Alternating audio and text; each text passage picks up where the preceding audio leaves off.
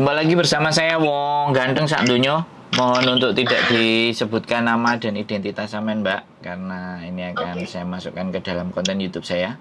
Bagaimana dan seperti apa ini, Mbak? Kira-kira ada yang bisa dianting, Mbak? Dibantu? Mas, sebelum saya tanya-tanya ke sampean, saya boleh cerita dulu ya? Masuk YouTube ya, Mbak. Sekali lagi saya infokan masuk YouTube. Bagaimana? Pokoknya jangan sebut nama ya. Oke. Gimana? Aku kan bulan 2 kemarin diintermin sama bosku toh. Terus aku nggak pulang, cari lagi di sini udah dapet.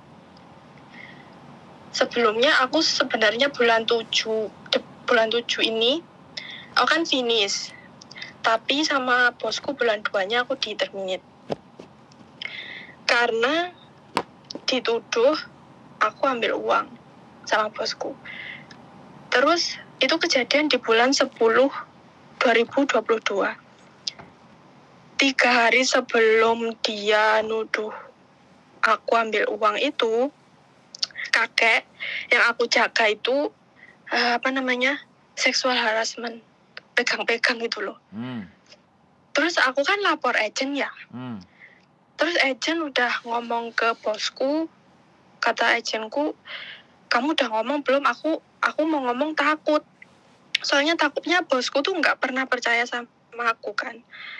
Terus akhirnya agent nyampaikan ke bosku, tapi bosku tetap nggak percaya tuh. Akhirnya di 3 hari setelah kakekku hansap itu, aku dituduh ambil uang sebesar $5.000. Lah aku kan nggak merasa ngambil ya, jadi ya aku ngomong nggak tahu. Setelah itu mereka pasang CCTV. 2 bulan setelah kehilangan uang itu, kakekku ngomong dompetnya hilang lagi. Kan ada CCTV ya sekarang. Ya aku ngomong kalau gitu cek aja CCTV di mana. Udah dicek, katanya nggak ketemu gitu. Akhirnya lapor polisi, polisi datang ngecek kamarku, di kamarku nggak ada. Terus pas polisi udah pulang, dia ngomong dompetnya ketemu di tumpukan baju. Aku pikir ya udah ketemu, tapi ternyata dia masih nuduh aku. Kakek nggak mungkin naruh dompet di atas tumpukan baju-baju.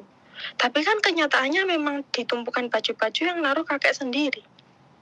Ada CCTV, aku suruh lihat di CCTV, katanya bukan kakek yang naruh, kakek nggak mungkin naruh di atas tumpukan baju-baju. Lah gimana, kan ada buktinya toh. Terus akhirnya bulan 2 kemarin tanggal 18 aku diterminate. Terus sebelum aku keluar dari rumah, dia tuh ngomong gini, kamu nggak akan menemukan pekerjaan selama kamu di Hong Kong kan gitu. Ya aku pikir cuma nakut-nakutin ya Mas ya. Sekarang waktu itu aku bulan 2 akhir udah dapet majikan baru. Terus kata agent ya nunggu dulu sekitar 2 bulan. Oke, aku udah nunggu hampir 2 bulan. Sekarang aku kemarin dapet surat dari imigrasi, katanya visaku ditolak tuh. Terus sama agent, aku minggu depan disuruh ke imigrasi tanggal 26. Lah, saya mau tanya, kan ini rencana saya sebelum finish. Saya finish bulan 7, saya dulu ada plan sekitar bulan 3 atau 4. Mohon maaf ya, saya cerita pribadi saya nih. Bulan 4 saya mau apply nikah sama orang sini. Tapi keburu saya diterminate gitu. Terus aku pikir ya udah cari bos dulu supaya aku paling enggak aku punya visa tinggal di sini gitu. Terus ternyata sekarang visaku nggak turun juga, ditolak. Kalau misalkan aku apply nikah bisa nggak ya Mas? Kalau posisiku sekarang kayak gini. Sekarang sampean di dalam majikan atau nunggu visa? Nunggu visa. Kalau sampai nunggu visa terus menikah, itu berarti double pengajuan. Kalau menikah, sampean bisa, menurut saya. Waktu bisa 1 bulan atau kita terkandung jadwalnya merit register. Kalau syaratnya sampean dipenuhi, syarat suami dipenuhi, selesai. Nah, untuk apply visa sampean itu masih membutuhkan waktu dan verifikasi berbagai hal. Iya. Nah, itu kan timing lagi. Nah, makanya mending satu-satu dulu. Kita tunggu visanya ini, barulah. Kenapa kemarin kalau sampean memang menikah, nggak calon suaminya sampean aja yang ngejeng? Soalnya dia sendiri di sini. Ya nggak apa-apa walaupun sendiri. Jaga dia, rumahnya dia, ukurannya sekian, cari agent, dibicarakan, baru dijeng loh. Kalau memang dia pendapatannya masuk, rumahnya ada, kalau ditanya sama imigrasi kenapa kok butuh pembantu, kan kamu cuma tinggal sendiri dan begini. Ya saya mau bersih-bersih rumah saja. Ya dikuatkan alasannya, yang penting kan persyaratannya cukup. Rumahnya ada, gajinya ada, sendiri kan nggak apa-apa. Pasti itu akan ditanyain, tapi dia ketulis surat loh. Biar tinggal sama sampean, udah visa turun, ibaratnya kalau sudah visa turun baru nikah. Jadi step-stepnya seperti itu. Nah, aku nggak ngerti, sampean telepon sama sayanya baru sekarang. Nah, kalau sampean baru sekarang, sampean paksain apply nikah, berarti double 2 visa nantinya. Sampean menikah, habis menikah itu masih 1 bulan, sampean nunggu visa. Kalau menikahnya itu berhasil, visa sampean masih belum turun, terus sampean apply visa lagi, double 2 visa. Nah, di situ imigrasi akan lebih melihat sampean lagi. Makanya satu-satu dulu. Halo? Iya, halo. Gimana? Ya, itu penjelasan. Jadi, oke. Jadi, kalau menurut Mas, saya harus ngapain dulu? Majikan. Cari majikan dulu? Iya. Majikan tapi ditolak dulu. Kemarin. Udah ditolak sama imigrasi. Nah, terus katanya dapat lagi. Lah kan aku bulan 2 kemarin udah dapet toh. Ditolak. Nunggu sampai sekarang ini. Lah, kemarin aku dapat surat ditolak. Berarti pulang. Gitu. Iya. Oke, sampean pulang, si ngejeng calon suami sampean, piye? Bisa gitu. Ya bisa dong. Makanya temuin agent sama suaminya sampean. Agent pasti akan tahu, agent pilihannya sampean terserah. Kalau sampean percaya sama kami ya nggak ada masalah juga, terserah sampean. Tanyakan ke agent. Jadi syarat-syarat calonnya sampean itu bisa memenuhi syarat nggak kalau menurut agent itu. Kalau memenuhi syarat, jalankan. Sampean pulang Indonesia. Jadi sampean proses. Halo? Iya. Jadi karena memang imigrasi akan menelpon majikan sampean sang lama. Terus majikan lama menulis rekod macam-macam. Nah, sampean juga tidak memberikan kronologis cerita masalahnya sampean waktu keluar di majikan. Akhirnya imigrasi nggak punya pembelaan terhadap sampean gitu loh. Bisa dipahami nggak? Iya. Karena satu pihak dari majikan, harusnya sampean juga punya catatan kronologis ketika sampean kerja di tempatnya majikan itu. Karena ketika sampean dijelekkan, sampean juga kata dibalas dengan kata. Kan dia pasti telepon. Untuk mendapatkan majikan baru, imigrasi akan nelpon ke majikan lama. Rata-rata seperti itu. Kalau majikan lama udah ditelepon, nyampein yang jelek sama sampean, dan sampean sendiri waktu rilis letternya, surat terminate kontraknya itu sampean nggak memberikan lampiran untuk disodorkan ke imigrasi juga, akhirnya nggak ada sisi pembelaan dari sisi sampean kan Mbak, gitu ceritanya. Makanya kan tertolak karena ceritanya cuma satu pihak dari majikan. Nah, itu yang kadang-kadang teman-teman tidak menyadari bahwa laporan kalian juga itu atau rilis letternya kalian itu juga sebagai pertimbangan untuk imigrasi menentukan visa sampean berikutnya. Nah, jadi disinilah ini pemahaman kepada teman-teman yang memang harus setidaknya teman-teman itu care dengan itu. Nggak cepet-cepet keluar, terima duit, hak-haknya diterima, tapi masa depan selanjutnya tidak dipikirkan. Nah, itu salah satu contohnya. Nah, makanya sekarang berunding dulu sama calon. Kan sampean sudah dipastikan harus pulang. Visa ditolak. Nah, aku nggak ngerti tiket yang dari majikan lama tadi masih ada apa enggak gitu loh. Masih berjalan apa enggak dari rentan waktu ketika sampean finish atau interminate sampean. Finish kan? Interminate. Oh, interminate. Harusnya interminate. Harusnya interminate itu sebenarnya aku nggak ngerti juga ya. Tapi aku memproses beberapa teman-teman interminate itu masuk gitu loh. Terus satu hal juga kemarin overstay 4 hari, overstay 4 hari itu pun bisa diterima visanya, dan 2-3 hari kemarin masuk ke majikan. Tapi kenapa sampai ada masalah? Nah, ini kan yang aku belum bisa korek banyak. Ya memang imigrasi itu punya wewenang penuh terhadap visa. Tapi kan kronologisnya kita cerita sampean kan cuman begitu, kita belum detail. Karena enggak ketemu. Nah, jadi sekarang yang harus sampean lakukan adalah apakah calon suami sampean tadi mau ngejeng sampean, itu yang harus dibicarakan dengan agent. Kalau iya, jeng aja. Sampean pulang dulu ke Indonesia, mungkin lebaran-lebaran di Indonesia, relax, teleponan sama calonnya, nanti setelah kelar ya baru sampean hidup sama majikan, visa turun misalnya. Setelah visa turun ya sudah, lanjutkan proses nikahnya. Nikah, habis nikah apply visa, beres. Halo? Berarti kalau kalau misalkan sekarang aku langsung nikah itu tambah ribet ya? Ya, kalau nikah sih nggak ada masalah, Mbak. Tapi kan nikah tidak menjamin sampean untuk tinggal di Hong Kong. Persoalannya di situ. Yang menjamin sampean tinggal di Hong Kong itu visa.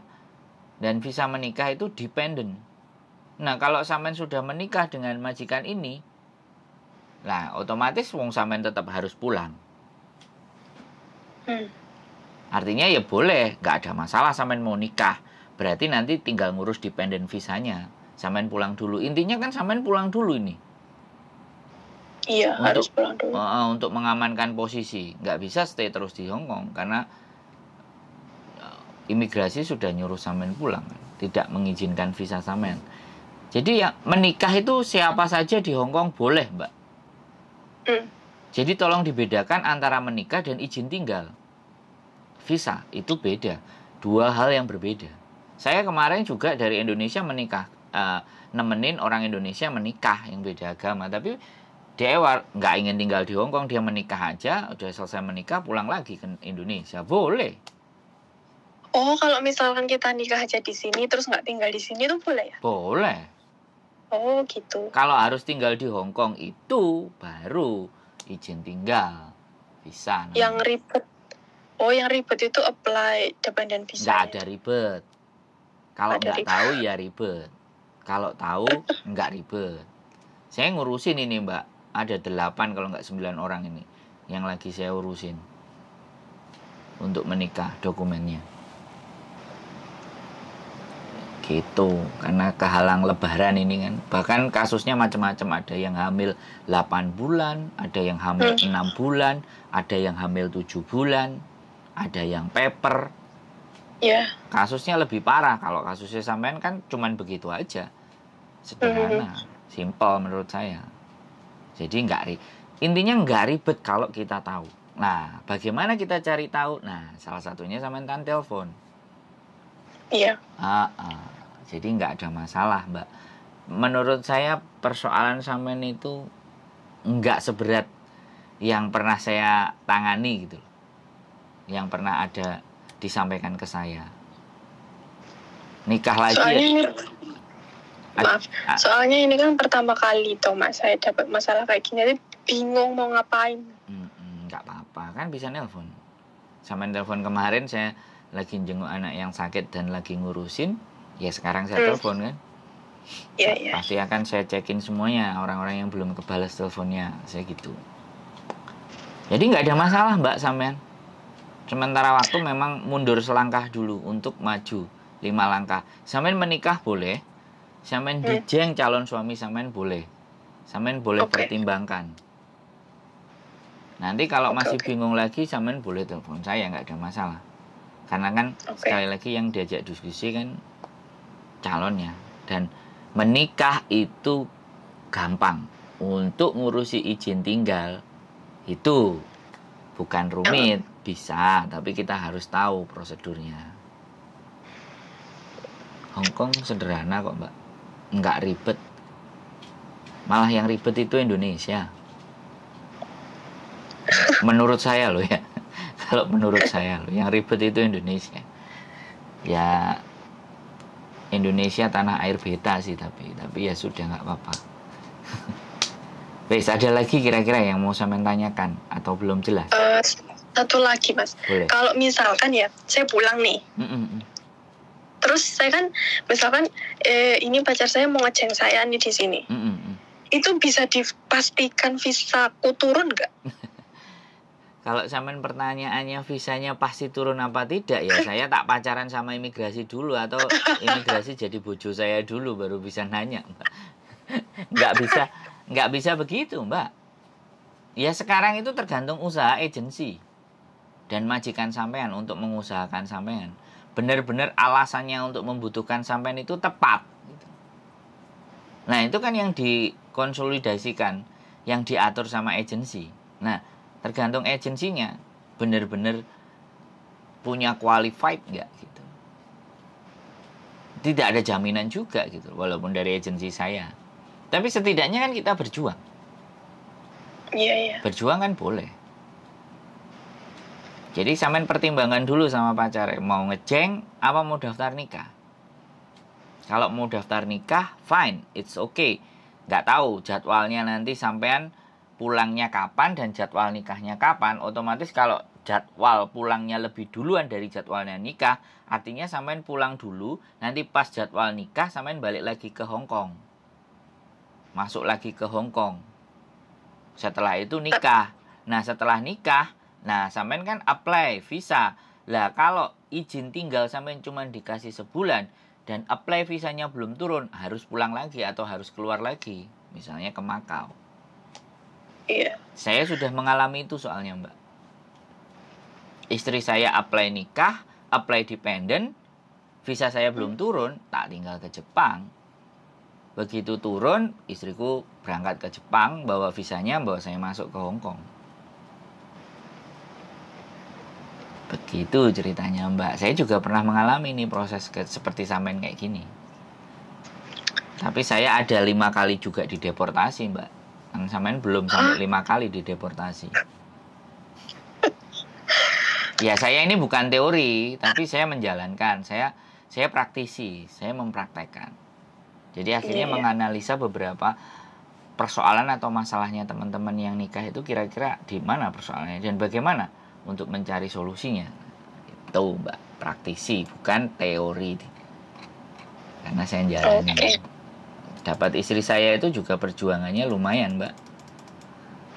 Jadi termasuk sampai nanti mau dapat calon suaminya sampai ini ya juga harus perjuangan. Dan perjuangan itu harus kita jalani untuk mendapatkan sesuatu yang jauh lebih baik kan seperti itu Mbak. Nggak ada masalah. Iya. Menurut saya sampai tidak ada masalah. Menurut saya loh ya. Tapi Bu, menurut sampean. Menurut saya nggak ada masalah. Masih. Berarti bukan masalah yang besar nih ya Mas? Bukan masalah yang besar kalau cuma majikan aja. Majikan orang Hongkong biasa aja. Aku boleh ngomong nggak? Apa? Ngapain? Kamu ngomong apa? Bojoku ini mau ngomong katanya. Ikut-ikutan ngomong. Oke. Ngomong. Selamat pagi Mbak. Salam kenal. Halo Mbak. Iya. Ini sedikit dong. Saya Yuli Mbak ya. Ya halo Mbak Yuli. Saya tahu sampean. Oh iya. Nah ini cerita sedikit tentang masalah proses kerja di Hong Kong dan menikah Iya. kayak gitu ya. Kalau dari saran ini kan sampean mencari beberapa sumber saran kan, kayak gitu. Bulik Iya. mana yang mau yang dipakai kayak gitu. Kalau menurut saya, sampean apply nikah, ya kan? Oke. Terus biar sampean nggak buang-buang waktu kayak gitu. Sampean apply nikah, selepas menikah otomatis kan nanti sampean ke Makau terus masuk Hong Kong lagi kan cuma dikasih visa turis walaupun sampean sudah ada surat nikah kayak gitu kan. Nah, itu bojone sampean untuk sesegera mungkin untuk memasukkan proses Dependent. persiapan untuk dependen sampean. Nah, itu perlu waktu ya. Paling cepat itu biasanya 2 bulan kayak gitu kan, paling lama 6 bulan tergantung dokumen kelengkapan karena kan pernikahan antar 2 negara kayak gitu kan. Nah, kalau dari pihak suami itu pasti suami udah tahu lah kayak gitu tentang persyaratannya, normal lah, rumah kayak gitu kan. Terus habis itu masalah gaji, slip gaji atau pajak tahunan, terus Hong Kong ID, terus dia tidak punya utang piutang yang sudah dikeluarkan oleh lembaga pemerintah Hong Kong kayak gitu kan. Nah, terus dari pihak sampean juga harus menyiapkan dokumen. Ya, mungkin sampean juga sudah mencari informasi ya untuk kelengkapan menikah di Hong Kong itu adalah sampean gadis atau janda statusnya? Gadis. Gadis, oke. Jadi EKTP ya, yang statusnya belum pernah menikah, EKTP, KK, akte, dan surat izin orang tua. Semua itu harus translate dalam bentuk bahasa Inggris kayak gitu. Dan itu sampean harus siapkan secepat mungkin kayak gitu supaya sampean nggak buang-buang waktu karena sekarang sampean sudah 2 kali, 1 kemarin di interminate, 2 coba untuk proses dengan majikan baru ternyata dapat amplop merah kayak gitu kan. Visanya nggak bisa turun dan harus pulang ke Indonesia kayak gitu kan. Jadi jalan satu-satunya yang bisa menyelamatkan sampean itu adalah calon suami sampean untuk segera menikah dan apply dependent visa sampean. Cuma sampean harus sedikit agak sabar untuk nunggu visanya. Kalau memang nanti sampean kan bisa tuh sampean visanya kan dikasih jatuh tempo nggak tahu sampai kapan kayak gitu kan. Nah, selama sampean masih di Hong Kong secepat mungkin untuk urus jadwal pernikahan. Nanti kalau visanya sampean sudah habis, sampean bisa ke Makau, terus masuk lagi ke Hong Kong, kan sudah ada jadwal pernikahan tuh. Nah, itu dimasukkan ke imigrasi waktu sampean masuk Hong Kong. Kalau ditanya, kalau nggak ditanya ya nggak apa-apa, pasti dapat 1 bulan ke Hong Kong lagi turis kayak gitu kan. Statusnya sampean turis kayak gitu. Nah, disitulah sampean melangsungkan pernikahan. Nah, selepas melakukan pernikahan, sesegera mungkin suami sampean dan sampeannya untuk masukkan proses dependent visa. Persyaratannya apa yang saya sebutkan tadi kayak gitu. Terus habis itu baru sampean pulang ke Indonesia, mungkin 2 bulan nunggu kabar dari suami, dari imigrasi. Nanti kalau visa sudah approve, baru sampean bisa ke Hong Kong pakai dependent visa. Terus sampean bisa untuk proses ganti Hong Kong ID kayak gitu, Mbak. Ini kalau dari saran loh ya, ini saran saya aja sih. Untuk mempersingkat waktu, cuma sampean harus menikmati prosesnya karena nggak cepet, nggak instan kayak gitu. Oke, mohon maaf Mbak, kan ke posisi saya sekarang nih kan nggak ada visa tuh sekarang ini. Terus kalau misalkan saya langsung apply sekarang juga, maksudnya ya hari-hari inilah, gitu, berarti saya harus nunggunya di rumah atau gimana? Gini, nanti sampean sama suami datang ke lembaga pernikahan kayak gitu ya. Nah, sampean bawa paspor, terus cuma paspor aja sih karena kan sampean statusnya sudah selesai kan kontraknya, visanya habis toh. Habisnya kapan? Yang kontrak kemarin. Yang sekarang proses ini kan sampai dikasih tanggal waktu sampai kapan? Tinggal belum tahu, suratnya di agensi. Loh Mbak, sampean harus tahu loh, ini izin tinggal sampean jangan sampai overstay. Iya, soalnya sekarang mereka kan libur. Jadi besok saya baru bisa ambil suratnya gitu. Oke, sampean bawa surat itu, yang penting sampean di Hong Kong tidak overstay kayak gitu ya. Nanti biar sampean tidak ada masalah waktu sampean mau apply nikah kayak gitu ya. Sampean tinggal datang ke lembaga pernikahan sama suami, terus habis itu nanti dari lembaga pernikahan akan dikasih jadwal kapan ada waktu untuk menikah. Soalnya kan yang menikah bukan hanya 1 orang kan Mbak, kayak gitu kan. Banyak kayak gitu kan. Jadi kapan ada jadwal, mau diambil apa enggak? Kalau mau ya sampean harus datang sama suami suami ke pernikahan itu pada waktu tanggal yang sudah sampai ambil, yang sudah ditentukan oleh lembaga pernikahan kayak gitu. Terus sambil membawa 2 saksi. Bahasa Inggris sampai bisa nggak percakapan Inggris? Bisa, oke, berarti kan nggak perlu translator, cuma 2 saksi aja kayak gitu Mbak. Oke. Walaupun sekarang sampai tidak ada visa kerja ya, sampean bisa untuk proses untuk pengajuan menikah itu bisa selama sampean tidak overstay kayak gitu. Oke. Kalau saksinya itu kita bawa sendiri atau gimana? Sampean bawa sendiri dari pihak suami boleh, dari pihak sampean boleh, yang penting di atas 18 tahun. Saya juga boleh. Oke, bisa ya Mas ya? Bisa. Terima kasih. Gaweane jadi saksi. Gitu Mbak, jadi supaya sampean yang sat waktunya sampean kan wis nggak banyak lagi nih kayak gitu. Iya. Kan visanya dia oke. Sampean dari penjelasan bojo saya, sampean bisa paham nggak? Bisa narik kesimpulan nggak? Yang paling penting itu. Paham. Jadi pertimbangkan itu. Jangan nanti banyak pilihan malah taman sing kudu tak lakoni kan. Itu bahaya. Kan telepon cari solusi penjelasan, malah telepon malah bingung, repot kan. Iya betul. Makanya yang paling penting adalah diskusi dengan calonnya sampean benar-benar sama sampean enggak. Kalau benar-benar mau ya sudah. Sama dokumennya, kalau memang untuk ready enggak gitu. Mempersiapkan dependen harus ready kayak gitu loh Mbak ya. Ojo dadak golek-golek itu kan juga perlu waktu juga kan kayak gitu. Kalaupun tahu sampai ada kekurangannya, cek lagi antara kakak KTP akte. Nah, namanya itu nama, tanggal lahir semua sama enggak, antara nama sampean, nama bapak sampean, nama ibu sampean, terus spell tulisannya, karena Hongkong itu kan jangan harus sampai salah detail. 1 huruf aja. Jadi yang dicek bukan hanya sampean, kadang nama bapak sampean, ibu sampean, tanggal lahir kayak gitu kan. Nah, itu juga perlu kayak gitu. Terus sekalian ditranslate dalam bentuk bahasa Inggris kayak gitu supaya biar waktu sampean proses cepat. Kalau cepat itu biasanya 6 minggu 2 bulan visa turun. Kalau dari pihak sampean tidak ada masalah, pihak dari suami tidak ada masalah, itu sekitar 2 bulan tuh visa turun. Jadi sampean bisa balik ke Hong Kong dengan visa dependen, nyampe Hong Kong sampean segera untuk proses ganti Hong Kong ID kayak gitu Mbak. Oke. Tapi minimalnya kalau sampean menikah jadwalnya itu dari mana? Lembaga pernikahan di Hong Kong itu kalau lewat itu bisa jadi 1 bulan, bahkan 3 minggu itu paling cepat. Itu kalau merit register ya, karena sampean apply merit register itu nggak cuma 1 kali datang langsung apply, nggak bisa, minimal 2 kali pertemuan.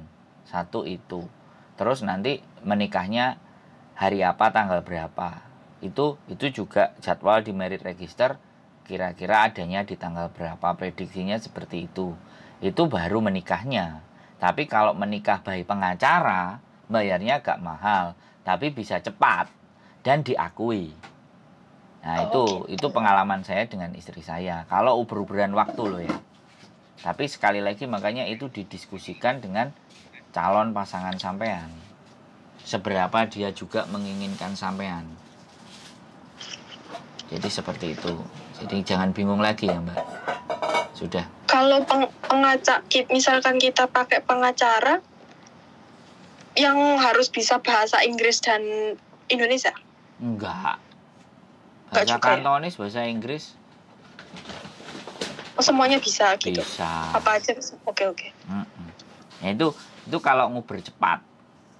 Nguber cepat untuk sertifikat menikahnya. Kalau menikah saja syaratnya sampean kan apa enggak masak sego? Jadi kalau menikah sampean syaratnya menikah itu cuman paspornya sampean, KTP sampean Hongkong, sama surat izin dari orang tua karena sampean belum pernah menikah. Nah, itu surat izin dari orang tua itu ditranslate ke bahasa Inggris. Syaratnya kalau menikah cuma 3 ini aja.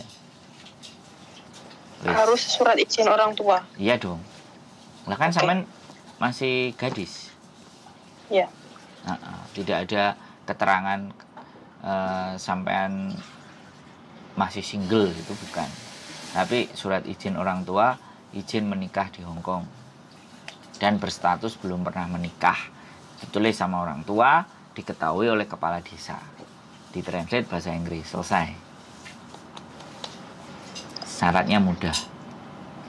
Itu pas kita apply, kan kita apply nikahnya itu melampirkan paspor, Hong Kong ID, surat izin orang tua, itu pas apply-nya. Iya. Iya. Iya, Gitu. syarat yang harus sampean bawa untuk masuk ke merit register.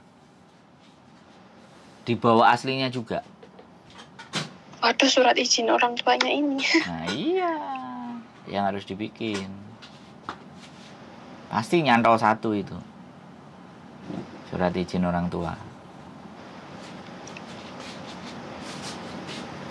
Pegono, Mbak.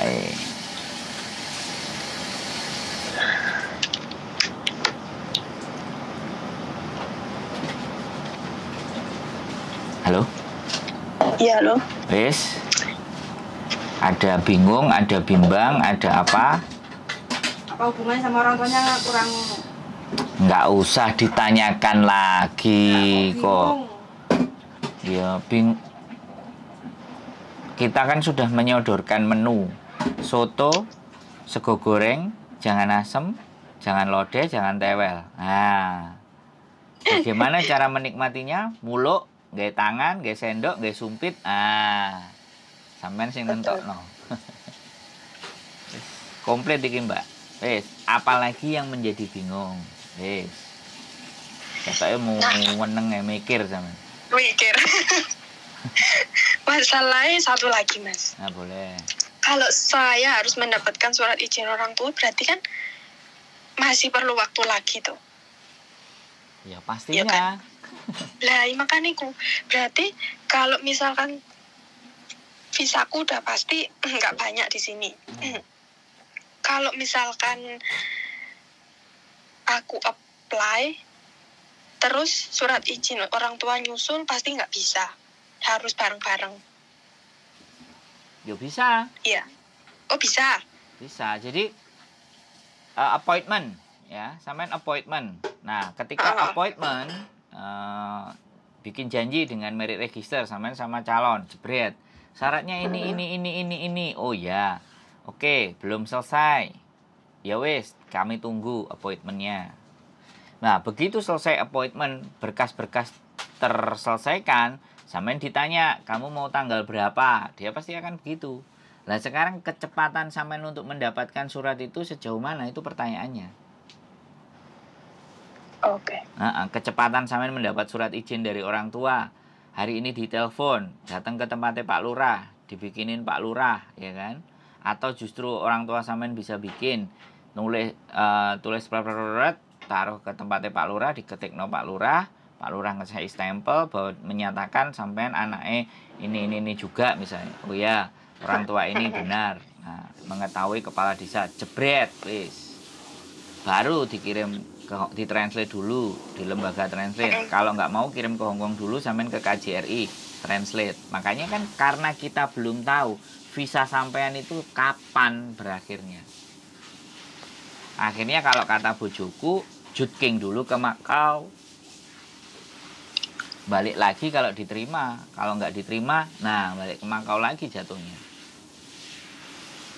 Kalau aku balik Hongkong Makau sudah pernah sampai 23 kali nggak putus. Hampir satu kontraknya sampean. Wah, berarti pas aku nunggu surat dari orang tua, kalau misalkan visaku habis nih, aku ke Makau nih. Iya. Terus balik lagi ke Hongkong. Iya. Ngurus nikah. Lah iya. Kalau sampean bisa nyodorin itu ke suami sampean dan suami sampean, calon suami sampean maju sendiri ke lembaga pernikahan, nggak apa-apa. Itu yang dilakukan bojoku dulu. Tapi bojoku pakai pengacara.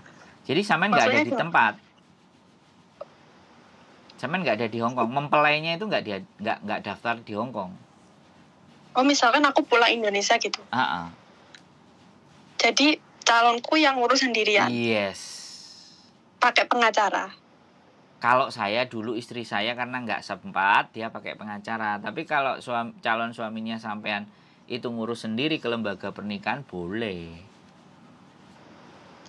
Oh gitu. Iya, itu juga bisa. Nanti pas ada jadwal nikah kan ada suratnya tuh. Nah, suratnya sampean bawa, sampean terbang ke Hong Kong. Oh gitu, oke. Iya, Ntar sampean mas kasih masuk saya itu. catat. Saya catat dulu ya. Bentar. Itu makanya jangan bingung. Gue dikei masukan tambah akeh tambah bingung sampean. Gitu. Karena versi saya dengan versi bojo saya bisa beda-beda.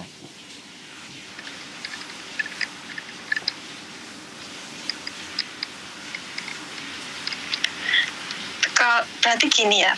Kalau saya misalkan sama calon saya apply, misalkan hari ini gitu. Terus udah masuk nih, tapi cuma paspor sama ID saya toh. Terus saya visaku habis, aku pilih pulang ke Indonesia. Gitu bisa? Nggak bisa. Sekali apply itu kalau syaratnya belum lengkap tidak diterima. Oh berarti harus semuanya lengkap dulu, saya pulang Indonesia. Sampean nggak pulang ke Indonesia, yang apply calon suami sampean itu boleh. Mempelainya cuma 1 orang calon suami sampean itu boleh. Nggak tanpa sampean itu boleh. Oh gitu. Jadi nggak perlu saya gitu maksudnya ya. Bukan nggak perlu saya, kan sampean nggak ada izin tinggal. Lah, makanya yang dibilang sama sampean, yang dibilang sama istri saya, kalau sampean nggak ada izin tinggal, sampean keluar dulu dari Makau, ya kan, sambil nungguin syarat, misalnya nggak pulang Indonesia. Nah, syarat sudah selesai, sampean bawa lagi, sampean apply sama bojo sampean boleh, gitu juga boleh.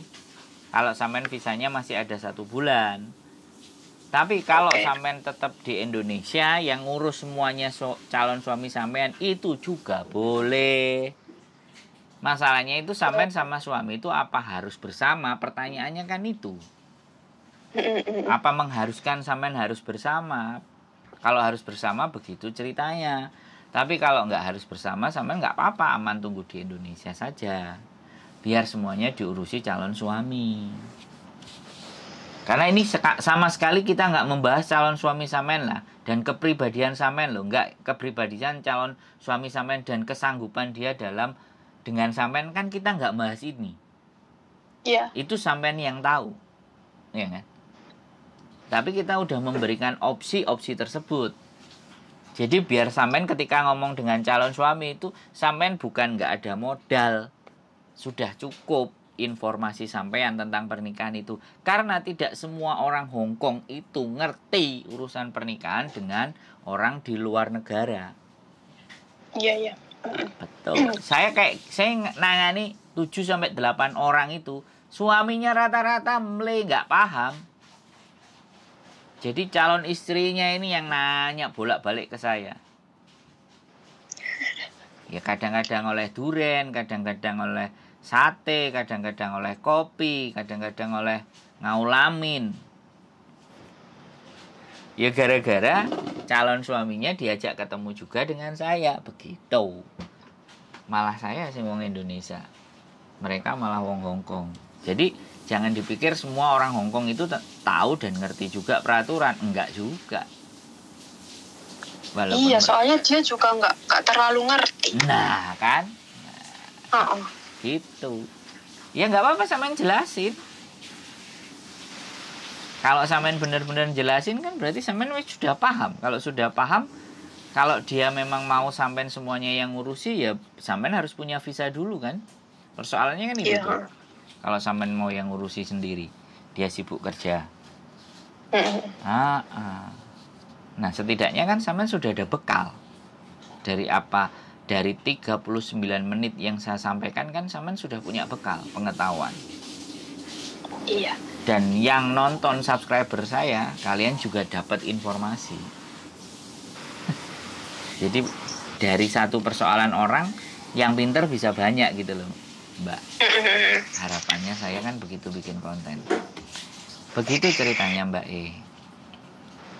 Intinya nggak ada masalah. Intinya persoalan sampean ini tidak terlalu rumit. Masukan istri saya tadi kan supaya nggak buang-buang waktu. Iya betul. Katanya dia kan. Kalau aku ya milih tak penak nang Indonesia, syaratnya tak lengkapi, tak kirim no calone kon ngurusi. Nek calone gak iso ngurusi, ya jengen aku dhisik. Nek dijeng kan metu duit. Sedangkan menikah nanti juga metu duit, tapi kan nggak larang-larang. Iya. Gitu. Kemarin tuh ngomong-ngomong, katanya dia kalau disuruh pulang ya pulang dulu. Aku bisa ngurus gitu katanya. Ya bagus. Sudah lampu hijau. Tinggal sampai naik.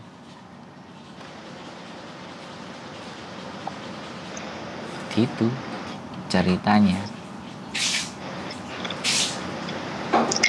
Oke, kalau misalkan nanti aku ada pertanyaan lagi, saya telepon sampean lagi nggak apa-apa ya Mas ya? Oh siap. Cuman ya kalau kayak kemarin lagi sibuk ya mohon dimaafkan.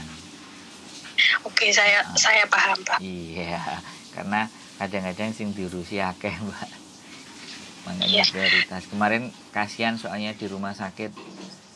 Dia masuk rumah sakit 3 bulan, tidak ada sama sekali yang menjenguk, keluarganya juga belum bisa dihubungi. Jadi makanya kita sama tim datang ke sana nengok kondisi dan keadaan. Terus kira-kira bagaimana tindak lanjutnya. Kita juga lagi semoga Mbak cepat sembuh. Kita lagi nunggu anak pertamanya. Itu apa responnya dari keluarga. Wedine iki nek gak dianggap karo keluargane di Indonesia itu loh Mbak.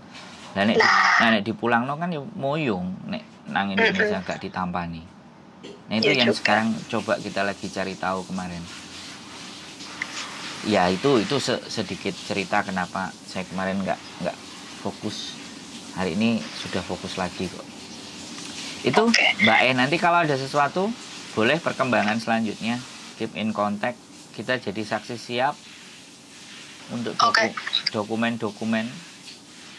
Kalau nanti saya update ke Samen lagi kalau misalkan ada perlu bantuan atau apa, saya telepon Samen lagi Mas. Tidak wajib loh Mbak ya, tidak wajib.